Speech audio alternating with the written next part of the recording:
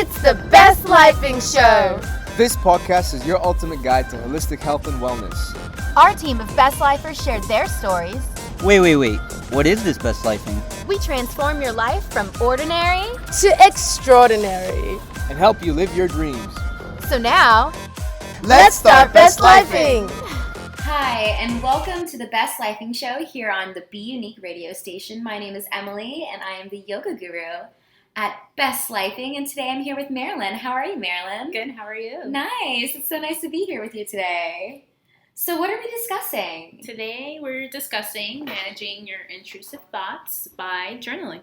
Nice. So to you, what are intrusive thoughts, Marilyn? Intrusive thoughts are basically thoughts that seem to become stuck in your mind. They can cause distress since the nature of the thought might be upsetting. They can also reoccur frequently, which can make the concern even worse. They can be violent, disturbing, and your mind, more specifically your thoughts, affects your perception and thus your interpretation of reality itself. So thoughts can be what? They can be both positive and negative, right? Yeah. Positive and negative. Yes. So a positive thought is another word for an affirmation, right? Mm-hmm. So an affirmation, I think, is a really good way to practice positive thinking, right? Yes, absolutely. Yeah. So what do you think is a benefit of an affirmation? Definitely increased lifespan. There's lower rates of depression, levels of distress, definitely a greater resistance to the common cold, better psychological and physical well-being as well.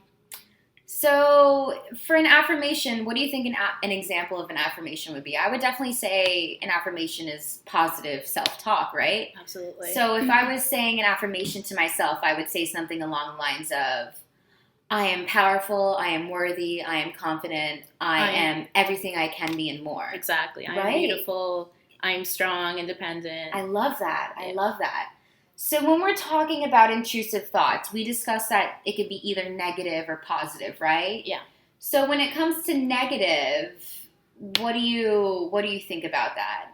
I don't know anyone who doesn't have a negative voice inside their head. It's definitely a part of life. It's free will. It gives you the chance to make smart choices, improve yourself, and grow to become a better version of yourself. If you turn small things into big things, let's say, that bother you for days, maybe even weeks, or even longer, you're having negative thoughts. And those negative thoughts can make you feel sad, anxious. They can take the joy out of life, and they can really take a toll on your physical health. Yeah, absolutely. I completely agree. I feel like it can prolong your anxiety. It's not good for yourself mentally, emotionally, and it hurts you physically at the same time. It can really have long-term implications on your health, right? Mm-hmm. At the same time, when you're negative on yourself, it indicates a flight or fight response. It creates worry in your mind, and it creates physical anxiety. Yeah. Right? Yeah. Absolutely. It even at the same time, it makes it more difficult for you to consciously affect your own thoughts. Mm-hmm. Right? Absolutely. So how do you think someone recognizes a negative or a worrying thought? What are the physical implications? So physical implications can be increased heart rate, blood pressure, a surge of adrenaline, sometimes shallow breathing or a sense of breathlessness, muscle tense. As well. Yeah, no, I could definitely see how that could be the issue. Something that I've learned recently is a couple of breathing techniques. Oh, yeah. I've learned that breathing techniques are really helpful when it comes to managing your anxiety. Mm-hmm. So I've heard that conscious breathing is essential when it comes to managing your anxiety. Yeah. So what I've learned is it's essentially as simple as it sounds. You just have to be conscious of your breathing. You have to pay attention to the air that's going in and coming out, mm-hmm. right? So it's basically breathing in through your nose. You got to feel the air entering your nostrils, feel your lungs filling and expanding, focus on your belly rising, And breathing out through your nose. Feel your lungs emptying. Focus on your belly falling. Feel the air exiting out of your nostrils. I love that idea. So, like, as a yogi, one of the most important things when I do yoga is breathing. So, when I'm teaching a yoga class, one thing I love to teach is the importance of your ujjayi breath. So, your ujjayi breath is the conscious inhale of breath and the conscious exhale of breath. So, I feel like it kind of goes hand in hand at the same time. Yeah. So, when we're talking about negative thoughts, there's definitely multiple different kinds of negative thoughts, right? So, the one that I'm going to start with is your inner critic. You know, everyone has their own inner critic. Everyone's super hard on themselves. Everyone is super judgmental of their own being. You know, this is your constant abuser. It's often a combination of other people's words. A lot of the time, people who are really close to you. So, like, your family or your friends. Yeah. Or, in general, just, like, thoughts that you've created based on what you think other people expect of you. Why do you think you would, like, honestly, it's hard to think of that. Like, other people's expectations gives you anxiety. That's kind of stressful, right? Yeah. I think it's also comparing yourself to others, especially, like, maybe celebrities or people in the media. Right. The things that you told yourself as a result of painful experiences as well, like betrayal, rejection. You know, your own interpretation creates your self-doubt, self-blame, which are most likely undeserved in cases of rejection and betrayal.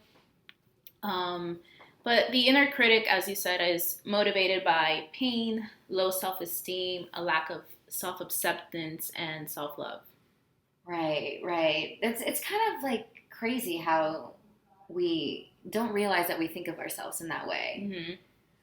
But anyway, so there's another type of negative thought that I want to get to, and that's the worrier. So, like, a worrier is the person who lives in the future. So, again, I'm going to bring up the example of me being a yogi. One of the most important things in yoga is to practice mindfulness, and the mindfulness is the essence of being present. So, being present helps you to just be focused on what you're doing currently. So, the worrier is a person that lives in the future.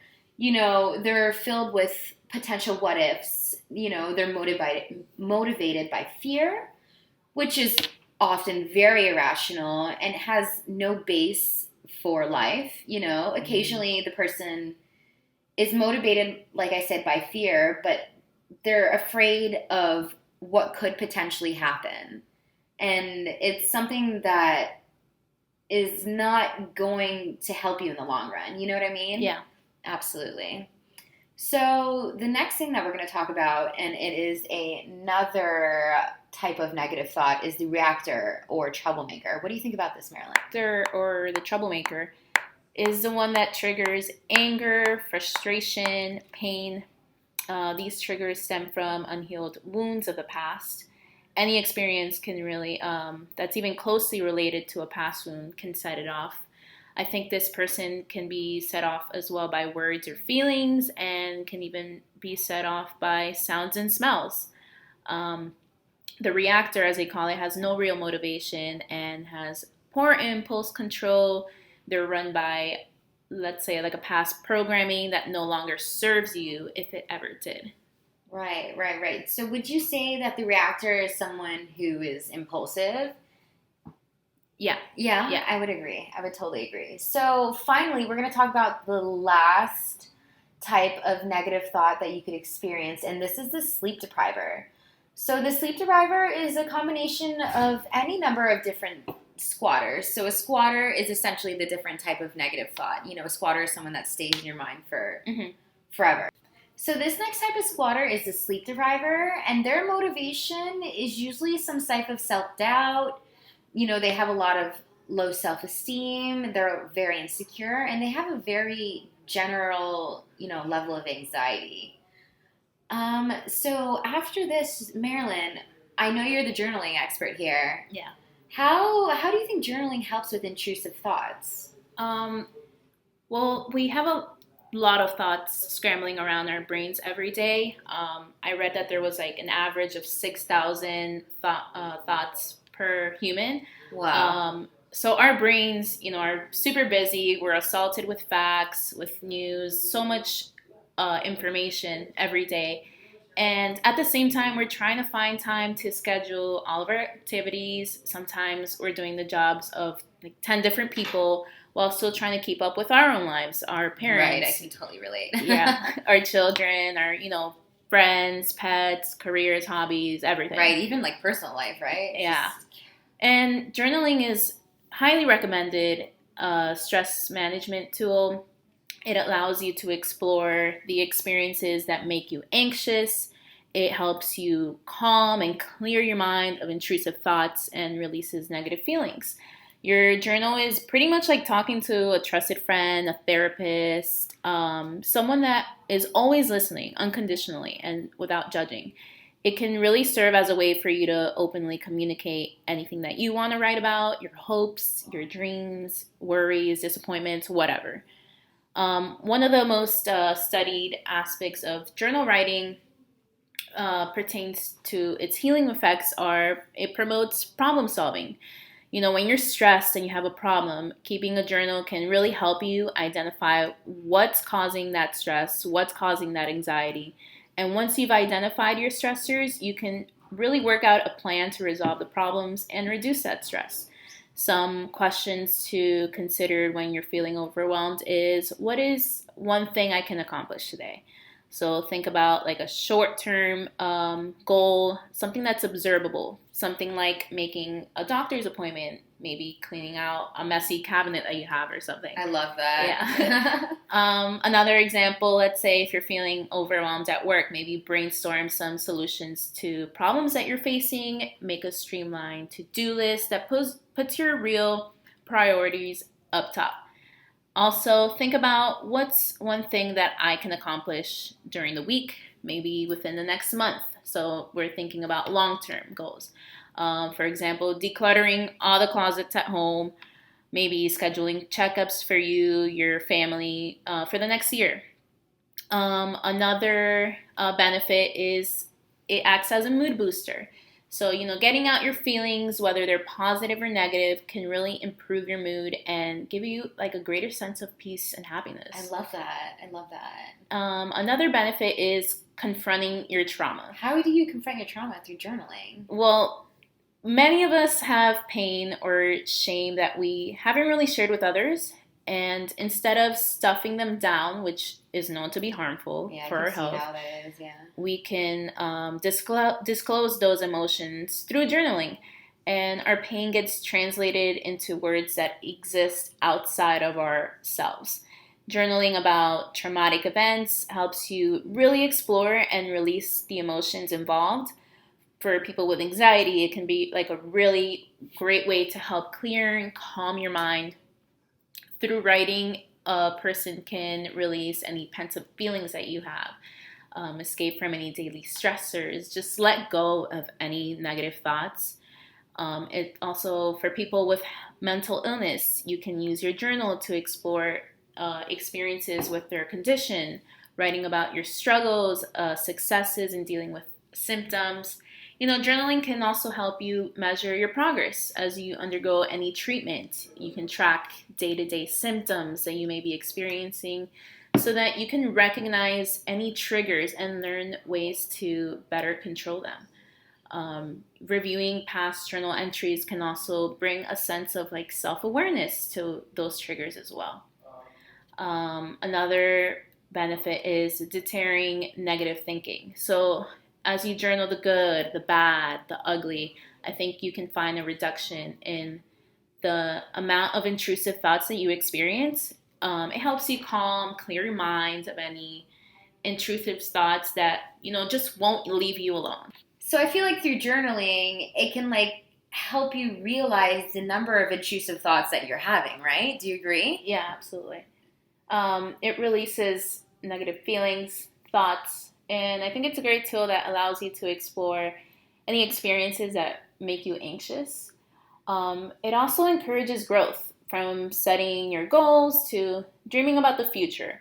Journaling allows you to write about any areas of your life where you want to see growth or change. And by keeping a journal, you can mark your successes, mark your failures, and I think you'll be able to identify any factors that contributed to those. It also helps foster a sense of gratitude. So writing can encourage you to focus on people, maybe things or events that have given you joy or that you appreciate as well. So, if I wanted to start journaling, what are some tips that you would give me if I wanted to start journaling? Okay. Well, definitely write in a private, a personalized space that's free from any distractions. And even before you begin writing, choose a ritual to repeat every time that you journal. Rituals implement a call to action for our mind, our body, and spirit through our muscle memory. And rituals create habits. A few suggestions are maybe playing a favorite song, a playlist, drinking a cup of tea. Yeah. Lighting a candle or taking a bath, something relaxing. Anything that you decide is just a good way to let your mind and body know, hey, it's time to focus on journaling. And whatever you choose, stay consistent. It strengthens the ability to turn action into habit, and it's usually fun and relaxing, giving us that motivation that we need to form our habit. So, when do you think is a good time to journal? I think whenever it feels right for you, honestly, whether it's daily, every other day, every other day, weekly, the timing is completely up to you. However, try to aim for writing consecutively, maybe at least once per day. For some people, daily repetition is the only way to reinforce a habit. So let's say you're the type of person that gets a thrill out of achieving goals. I think that's a good method for you. Maybe try to plan writing 15 minutes before bed, set an alarm. For other people, daily record keeping is really overwhelming that you just give up quickly on the goal altogether. So if you're the type of person that gives up on your New Year's resolutions by February, I'm totally guilty of that. I cannot deny that. So, daily journaling might be a little too much for you. And that's totally okay. Target a goal of journal writing that works for you, maybe once a week. You set an alarm on the day that works for you. And, there will be some days where you may not feel like writing or you don't feel as pumped, and that's totally okay. Except that there will be some days where you need to gift yourself understanding and flexibility as well. So what's an example of a reason why someone would write in their journal? Let's say you're trying to overcome trauma. That could be a reason. Don't feel obligated to write about a specific traumatic event. You should journal about what feels right in the moment. Structure the writing however it feels right for you. You can use your journal as for whatever purpose you want, as you see fit. You don't have to share your journal with anyone as well. It's for your eyes only. Not your spouse, not your family, your friends, not even your therapist. Although you can discuss your experiences with your therapist, of course. But if you do want to share anything from your journal, share some parts. Now, when it comes to writing, start by journaling for 5 to 15 minutes. Write about whatever's on your mind, whatever's bothering you. And try to keep going until you feel what you've written needs to be said, and be detailed as well. Describe the events that are currently causing trouble for you. And keep in mind that with anxiety, sometimes it's not about what's currently happening that causes stress, but concerns about what could happen. And you can list those concerns in chronological order. Start with maybe one stressor and then explore what you think is going to happen next, and then what you fear will happen after that, and so forth. And once you have those thoughts in order, you can begin to look for solutions to relieve some of those stressors. And I think doing this can be helpful in getting those thoughts out of your head and into the open. I love that. So when you're done writing, what do you recommend when you're done? I think you should gift yourself the time to reflect and balance yourself. So read what you've written and take a moment to reflect on it. As you review what you've written and reflect what's concerning you right now, Sum up your takeaway in 1 or 2 sentences. So use statements such as, as I read this, I notice so and so. I'm aware of, or I feel. And then explore your options. Think, could things be different? Is there something that you could do to change your circumstances right now, or your thoughts about your circumstances? And then challenge those thoughts. As you write about what you're concerned about what might happen, think critically and try to challenge those thoughts. Write anything that calls into question whether or not you worry is really a concern. Ask yourself, how likely is that really going to happen? And how do you know? Right. I love that. If what you fear actually does come to pass, is there a possibility that it could be less of a negative experience than you think it could be? Or could it actually be a neutral or maybe even a positive event? Is there a way that you can use your circumstances to create a better outcome for yourself? So, challenging those fears can really help you relieve that anxiety, that pent-up stress. It helps you see that things are either less likely to happen than you think that they are, or they're not just as bad as they seem. Right. Okay. I love that. So what else? Also, think differently. For each fear or concern, try to find ways in which you could think about it differently. So create like a new story for yourself, a new perspective, even like a new set of possibilities. And then once you've come up with that different perspective, you want to use your journaling to take action to relieve that stress. And if you have any action items or maybe steps that you'd like to take, write them down. As you're writing, plan for the worst and hope for the best. Ask yourself what might happen. Think about maybe some challenges that you've faced and overcome. Looking at your strongest and your wisest moments, do you think that you could use that same strength and wisdom to prevail when a potential challenge appears? Thinking about your strengths and your best moments can help you remember that while you may not enjoy the current circumstances that you're facing, you have the strength to handle what comes. You can find new strengths that you didn't even know you had. I love that so much. That's like one of the biggest things in my life is like realizing your potential. You know what I mean? Mm-hmm.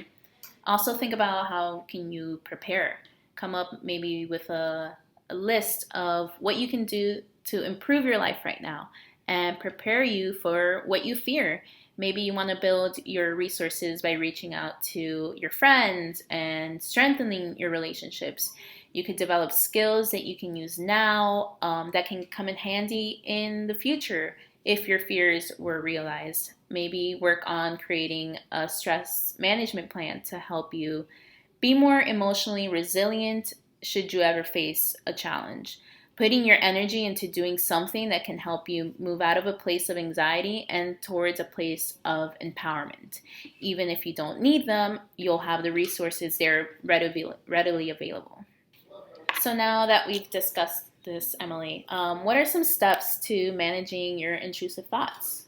So I really feel like you have to begin with asking yourself, how would I like to be thinking right now? Mm-hmm. You know what I mean? Like, does this serve as a reminder of how I can keep myself accountable? Yeah. That's like really what I think about.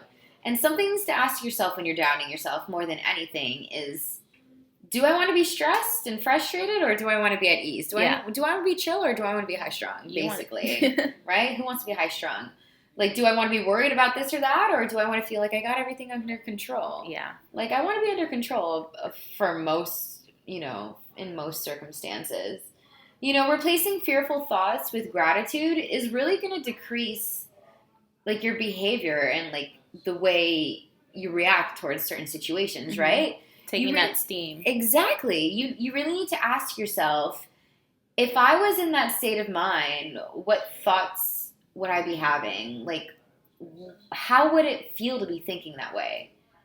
Like, I think it's important to just role play this in your mind and mm-hmm. get an understanding of how you would feel in certain circumstances. You mm-hmm. know what I mean? Your brain knows how to do it. It's like tapping on, like, an app. It's like tapping on Instagram. Like, your thumb automatically knows where to go on that specific page of your phone, right? Yeah, always. But, like it knows where to direct it. But when you decide in that moment to, like, purposely focus on something positive, your mind is going to automatically go in that direction, right? So, like, now what you have to do is you have to envision the person who thinks they are that person. If that makes sense, you need to envision yourself positive all the time, and then you will be positive all the time, right? So if you are a version of you who feels supremely confident the majority of the time, then that's who you're going to be, right? Yeah. Absolutely. And something that you need to ask yourself, what does this person's day look like? Right? So, like, when they first wake up, how do they respond against the grogginess and the tiredness and the, oh, I don't want to get up, let me just hit the snooze button one more time? If they're stuck in traffic, do they have road rage? Are they angry? Are they honking at every person that passes them?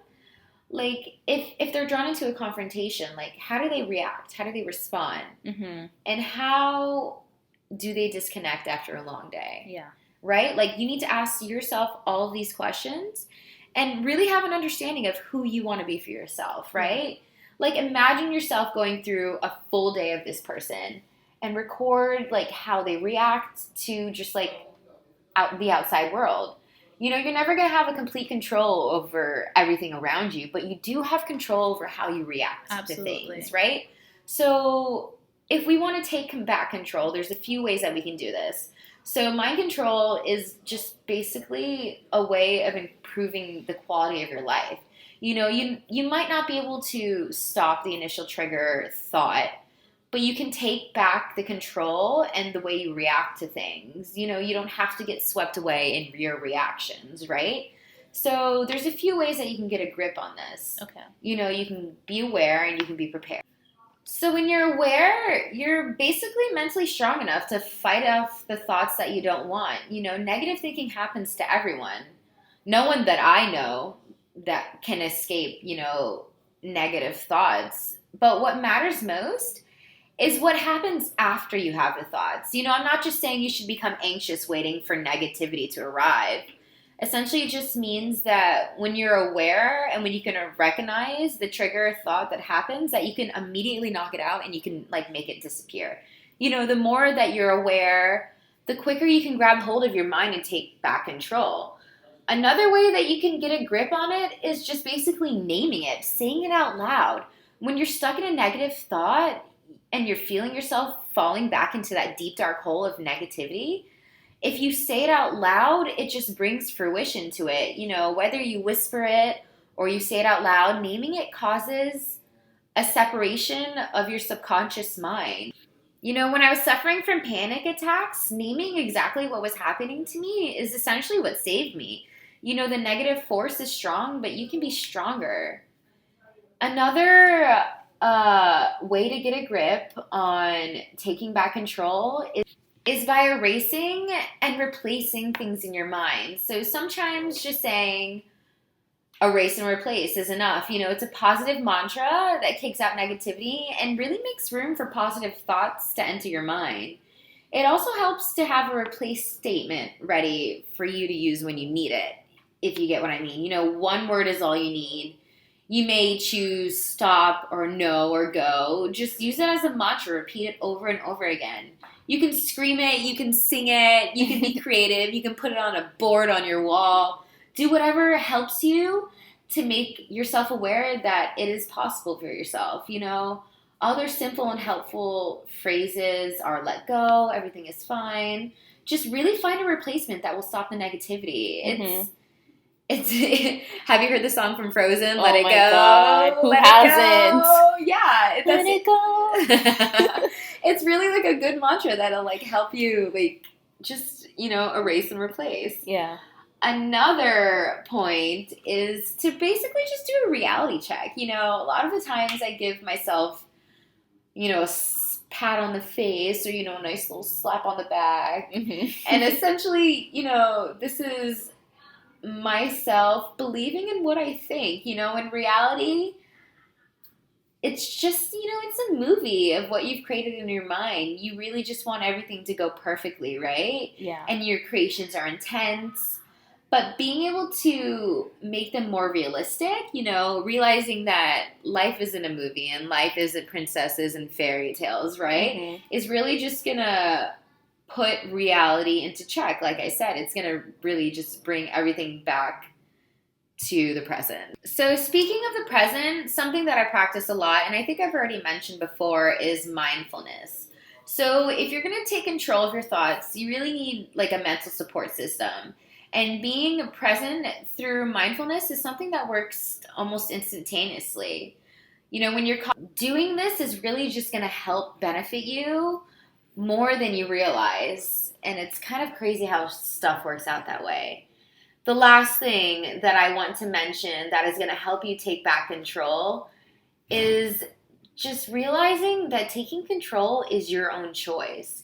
You know, remember that this is your freedom of choice. You are going to determine your own path and who you want to spend it with, what career you want, and, you know, what you want to have for dinner. What do you want to have to dinner tonight, Marilyn? Pasta. Italian. I love that. So just realize that you are in control of everything in your life, and that's really all that matters. Yeah. So I feel like journaling is a really good way to keep a record of your thoughts. Would you agree? Yeah. Thought records enable us to apply logic to our mental processes. So, you know, think of someone who's afraid of losing their job. Overnight, they get obsessed with the fact that management thinks they're doing everything wrong. And this cycle can end up causing a self-fulfilling prophecy that by thinking everything they could do wrong, sooner or later, they're going to end up doing it. For example, by falling into a very negative state of mind. To have a better sense of control, balance, and coherence, nothing is more helpful than making records of your invasive thoughts. And all it takes is writing down every negative idea that appears in your mind, and it works. You work out its truth. So say, I just know that everything I've done at work has been wrong. Is there anything that proves that this is true? Have I caught my supervisor's attention? What have I done differently today that I think was so bad? So what do you think is another thing that we could do to help stop intrusive thoughts? Maybe try scheduling positive activities throughout your day. So something as simple as like quality time for yourself has really positive results, and it stops your overthinking. These activities can be really simple and brief, like let's say going out for a coffee with a friend. You know, give yourself a break, buy a book, make a nice home-cooked meal for yourself, listen to your favorite kind of music, you know, treat yourself. Right. So I feel like when it comes to different like types of intrusive thoughts, there's a hierarchy of thoughts, right? There's a scale of worse to not so bad that you can kind of filter through and try to understand why you're thinking that way. You know, when you're trying to overcome this, I think the first step is to control the focus of your thoughts and feelings and try to clarify them. Like, and how do we place them on that hierarchy? Where do they belong? Where do they belong on our scale of concerns? And I feel like by writing this down, it really just helps to visualize all the chaos that's inside your head. And I really feel like that by writing this down, it'll help you realize that problems that you think were huge are really just very minuscule. You know, you need to really realize that emotional reasoning is like very essential when it comes to intrusive thoughts. You know, for example, if I had a bad day and I'm feeling frustrated, it starts to feel like a deep, dark hole that you get sucked into a vacuum, right? Yeah. But something that we need to realize in our thoughts is objectivity. You know, we can't forget that our emotions are not always, you know, indicative of an objective truth. You know, they're only momentary moods that we must understand and manage and move past, right? Mm-hmm. So what do you think are some ways that we could prevent intrusive thoughts, Marilyn? Well, whether we want to or not, there's always going to be situations that tempt us to fall into that deep, dark tunnel that you said of intrusive thoughts once again. And one way to be attentive to those situations is keeping a journal. Something as simple as writing down your feelings every day makes you more conscious of things happening around you. Write down whatever comes to mind. Describe the situations. Be really descriptive when you felt certain feelings. And maybe there's people or habits or scenarios that make you lose control or feel vulnerable. By journaling, we can see what these things really are daily. We'll be able to prevent ourselves from having a negative reaction to them, and it can even help us manage them as well. I love that. I love that. So, some final thoughts before we conclude. I think we need to realize that our mind is a tool, and like any other tool can be used for constructive or destructive purposes, right? Yeah. Unfortunately. But, you need to allow your mind to be occupied by positivity. You can allow your mind to be occupied by unwanted and undesired destructive tenets. But you can choose desirable tenets like peace and gratitude and compassion and joy and love. Your mind can be your best friend. It can be your biggest supporter. Yeah, someone you can count on. Absolutely. And someone that's going to encourage you. But I think the number one thing that we need to take out of all of this is that you are in control of your thoughts. Yeah. And your thoughts are your own choice. Yeah. Right? The choice is yours. I love that. Well, thank you so much for hanging out with me today, Marilyn. I had so much fun doing this with you. That's it for today. Thank you for joining us. If you enjoyed the Best Lifing Show and you want to get in touch, You can find and follow us on all social platforms or visit our website, bestlifing.com. Be sure to subscribe to our podcast and leave a review. Till next time, mates. Stay blessed and best lifing.